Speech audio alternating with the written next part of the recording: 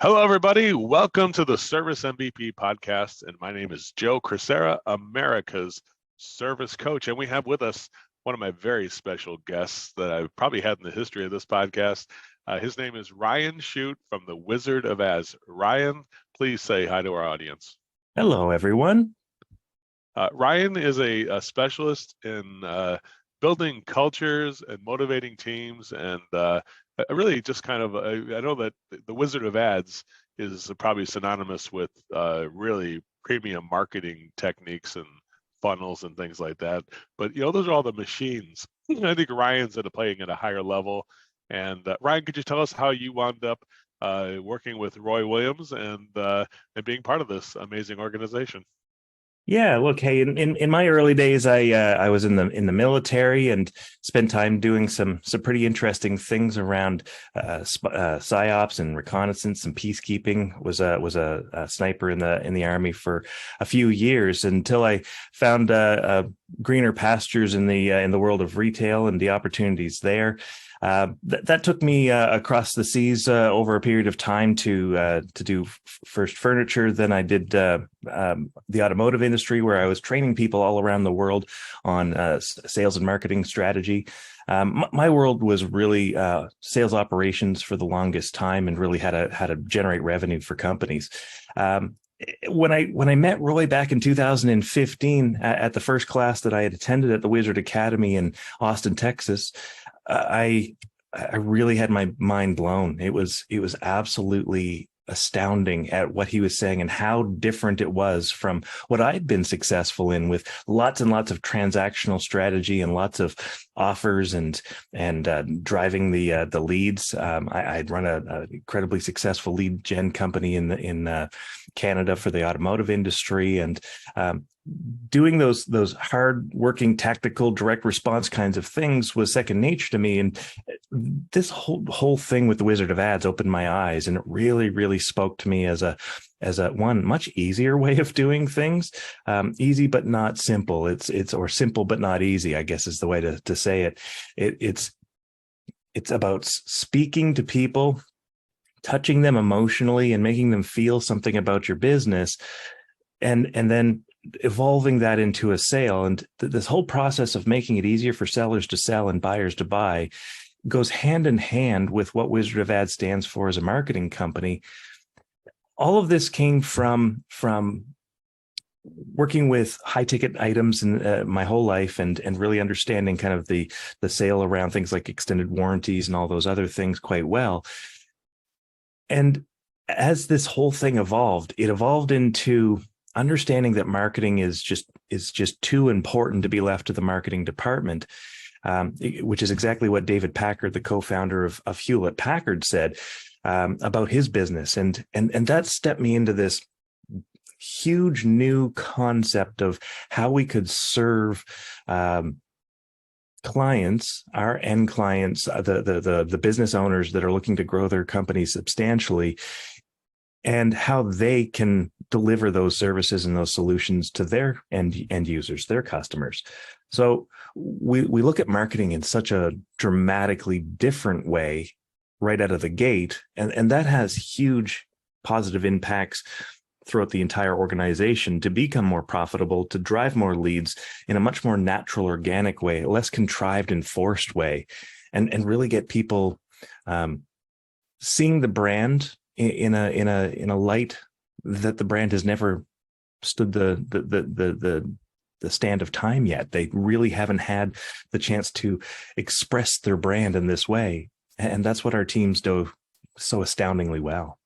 Yeah, I think what I've seen in all the people that I've worked with, some people ask me, "Hey, should I hire the Wizard of Ads?" And I'm like, "Well, they're going to set a standard for you.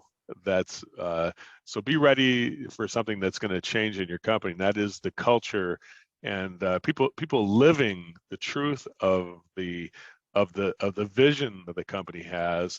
And that's really what I see. I see that the culture kind of lives the vision. The marketing isn't just an empty promise to generate leads. It's something there that it generates employees that want to come work for that brand, customers who want those kind of people in their life, and it becomes magnetic. And I tell you what, it sets a very high standard. Truly, there is no other business like your company. And truthfully, that's why I'm so honored to have you on with me today. It's like people don't realize, you're a pretty big deal in my book, and I look up to you and your company greatly. And let me just be the first to say before I end this that thank you for your service. And I'm not now learning that you were a sniper. Yeah, I'm not surprised. It's like that figures. It's like, oh, that's exactly the kind of mindset, the focus. When I see him, I see Ryan, focus, determination, and really making sure that you are all the devil's in the details. So I definitely appreciate you being here. Today we're going to talk about the psychology of motivation. I know it took a long time to get to that part of it, right? But it's like we could probably just go on about the biography of you. But nonetheless, let's go on to do that. The psychology of motivation. Are you willing to discuss that with me today?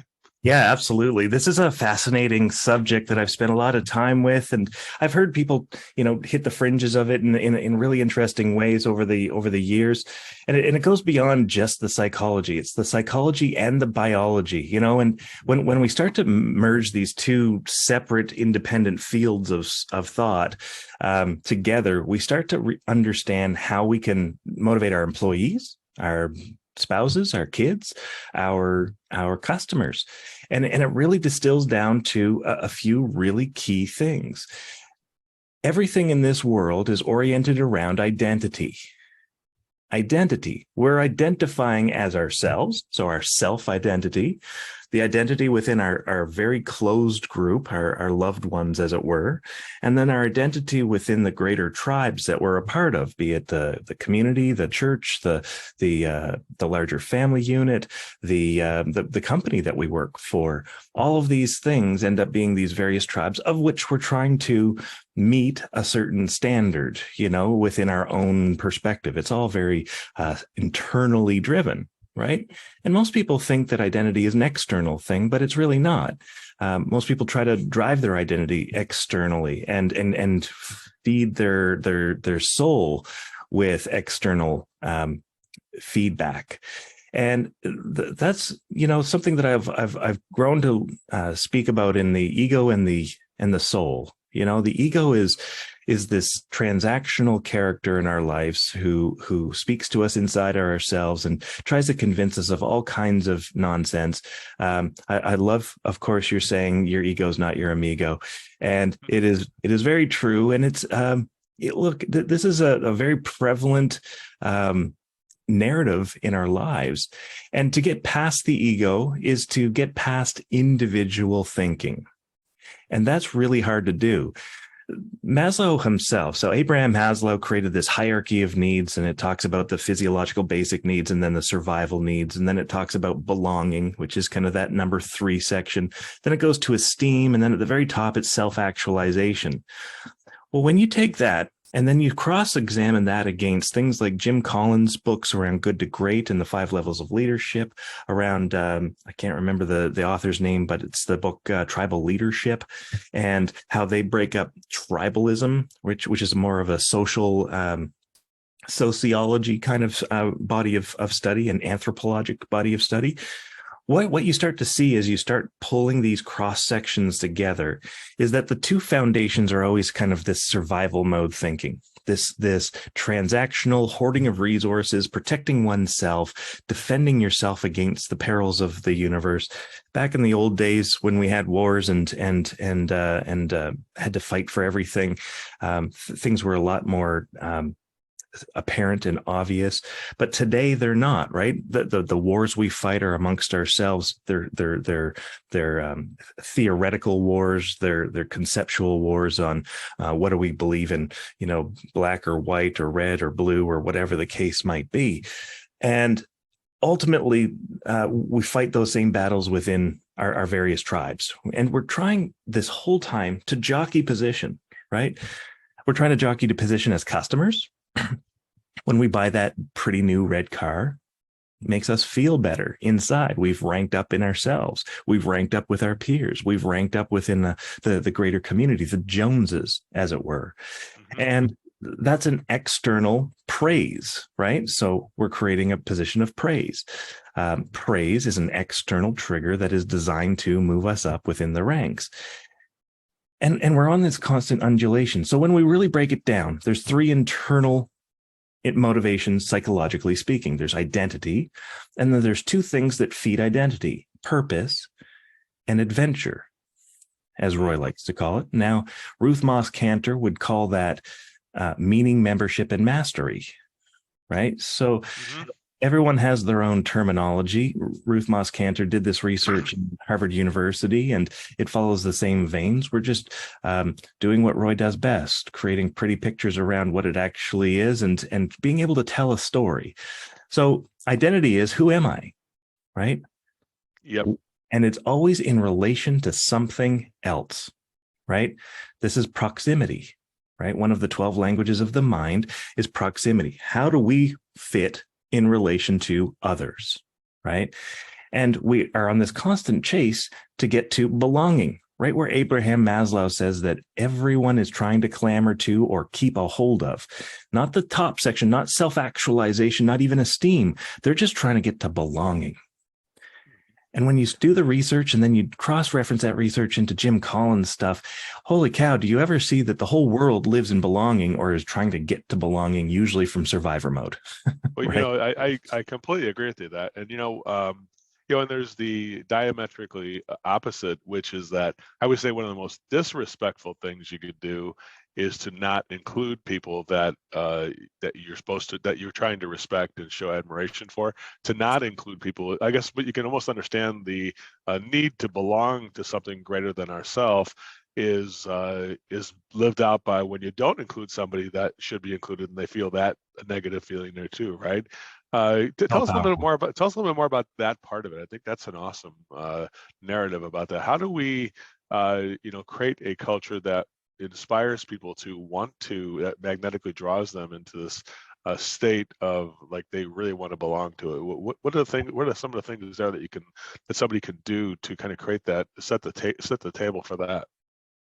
Well, if we all agree now, if we just for a moment stack hands and say identity is the number one driver of all motivations, all other motivations become sub motivations or anti motivations or demotivations. So an anti motivation would be fear, shame, and guilt that you impose upon yourself, right? Brene Brown's concepts around fear, shame, and guilt. Now, the opposite of that is an external fear, shame, and guilt, where somebody has weaponized fear, shame, and guilt. Fear of exclusion, of losing, taking away someone's dignity, being disrespectful to them, embarrassing them in front of a crowd, shaming them, calling them out on their numbers, the types of things that don't internally motivate me. They may, by default, by accident, but you weaponize that. You've turned it into something evil. The flip side of it is when I feel fear, shame, and guilt, and Brene Brown speaks about this in great lengths, when somebody internalizes fear, shame, and guilt, they give themselves their own fear, like they shame themselves for not hitting their number, or they feel fearful that they're going to lose their job if they don't step up their game. That's okay. And helping an employee get to that, just like a wife or a child or a husband or a employee or a friend, the exact same things hold true. The exact same things hold true for customers.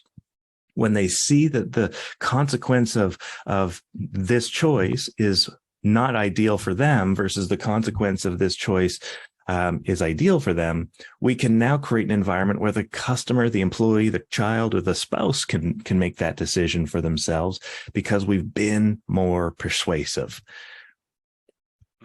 So to bring that into an actionable item, what are some of the things that a leader can do to help create that kind of that tribal feeling, like it's something that is I don't know I don't know how you put it, but you feel warm when you're involved with some people and the tribes that you get involved with, and I feel a sense of like I'm being kind of like shunned, or there's neutral, like I'm not it's really there's no emotional feeling to it, just I'm just there. if I go to certain events and things like that. So when you ask me about going to different events you did before we had this meeting, it's like some meetings I feel like, man, I feel like I am just honored to be here, because it just I feel like I've been drawn into the tribe in a way, right? And other events are like I'm just kind of like a floating piece out there. Not really there. And some I felt downright disrespected in a way, because it's like, oh man, you would think that after I paid the money to come here, they would treat me a little bit more kind with whatever things I need there. What are some of the actual items you can do to foster that kind of a environment there, you think? Could you give us any golden nuggets there, Ryan? Absolutely. There's two big things here. One is we're now talking about the biology of motivation. The biology of motivation is this, the simplest distilled version of this. One, the things that make you feel good initially, the little lifts that you're getting, those are all dopamine. Everything's dopamine, right? A business owner starting a new business, like dopamine. Yeah. That rush that you get when you're jumping out of an airplane, dopamine. All of these things, that new day on the job, you close a sale, dopamine, dopamine, dopamine. Mm-hmm. The thing that you got to do if you want your guys to stick around, feel appreciated, and be with you long term, are to wane them off of the dopamine and move them into a series of chemicals called the H&N chemicals. These are the here and now chemicals. Okay. Those include serotonin, oxytocin, endocannabinoids, even testosterone is included in this cocktail of bonding chemicals. These are the things where you get loyalty, love, bonding, right? Bonding happens in adverse moments. When you are saving the day for a customer, that's a bonding moment. Leverage the bonding part, not the dopamine part. When you start to figure out what those chemical differences are and how you can trigger oxytocin and serotonin and endocannabinoids, now you're starting to make a person feel long-term love for you, allegiance, commitment. This comes from three very strategic things as a leader. And now I'm not talking about leader because you're the boss. I'm talking about leader as you thinking more critically than other human beings who are merely existing in this life. And it's three major components. This is deeply researched. It breaks down into empathy, competence, and convenience. Now, this is true for customers as much as it is employees, as much as it is your little boy at home or your wife, or husband. What we're talking about here is the empathy that we're able to display. How do we do that? By connecting with the other person, by asking them questions, by breaking the ice, by stirring up conversation, by paying attention to them, by giving them genuine praise, not disingenuous praise. Mm-hmm. Bonding, connecting, right? The second thing is competence. Being competent at your job as a leader, being competent at your job as a technician, as a CSR, being competent as a dad or as a husband, right?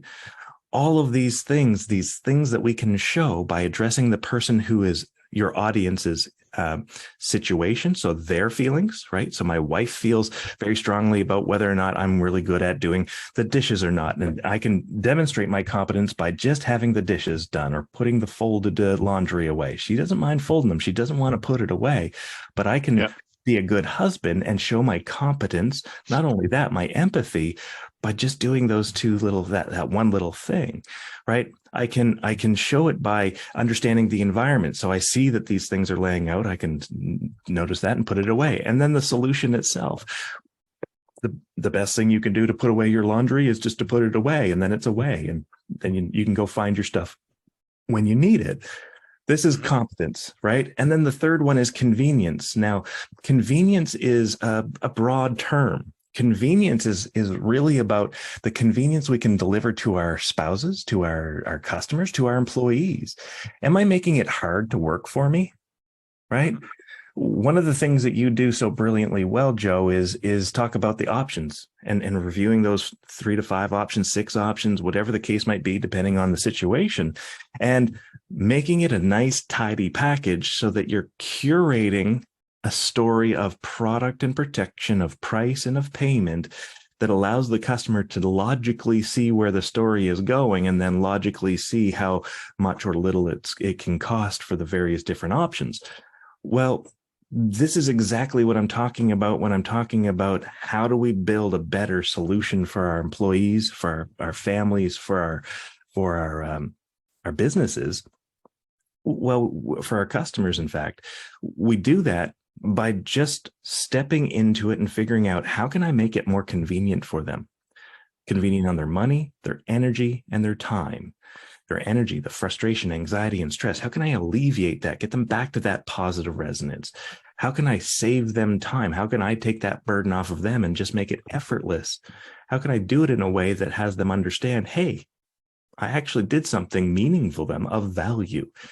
These are the building blocks of trust and worth. We do that Wow. right, we hold value.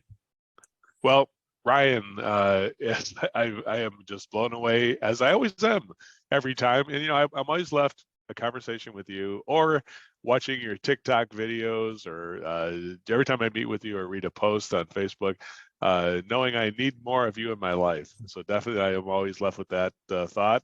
And I hope that, I want to be part, I want to be part of the tribe too. I want to be internally, my intrinsic motivation is to definitely have more of you and what you bring into my life. And I hope everybody here gets a sense that. Now, Ryan, they always say a good podcast starts on time, but a great one ends on time. Unfortunately, we're a little too late for that, but that's okay. We always have extended time for amazing guests like yourself. Can you tell people how they can have more of you in their life, and how they can get guidance like this from people like you, the quality of person like you?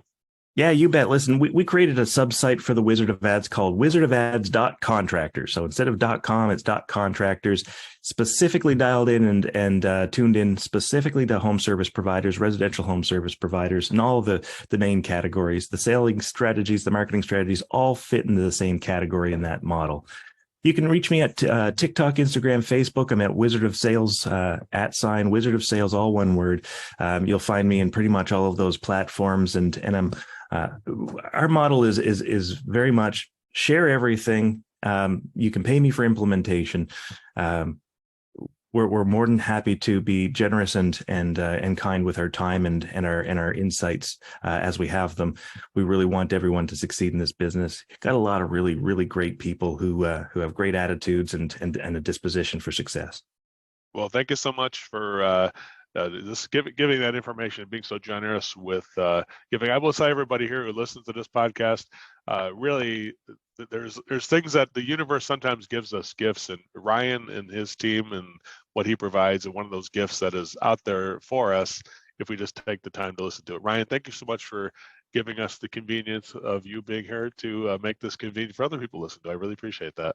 Hey, thanks, Joe. I appreciate you. All right, thank you.